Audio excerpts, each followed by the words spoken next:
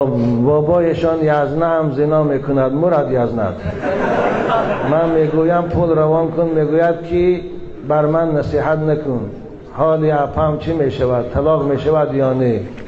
یزنه تو گوگی بایشان میگه مور از زنا داری تر. مردایی که زنا میکنن، زنا را حلال دانسته کنن، زناشان طلاق میشود، زناشان نکاحاشان بریده میشود، عده پایان تا اینا رفتن شو کنن. نخواد که باید در اونجا تو رو انتظاری کشید و شبها بیچاره پاهاش قشاق کرده خار وده تو در اینجا معیشت کنی، زناگاری کنی. مر به امر وزود زنا نکرده مر. پگه حسرت است. زنا را پیغمبر خدا سخت‌ترین عذاب تهدیدش کردند.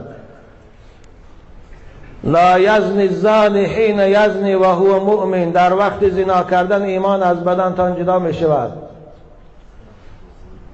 زناش خجالت است، شرمندگی است، خیانت است. زنا ظلم است. زنا فساد اخلاقی است. هر کسی که زنا میکنه خوب داند که حتما در خاندان او خواه زن شه، خواه دختر شه، خواه ینگش کسی میکند. اینو فراموش نکنند.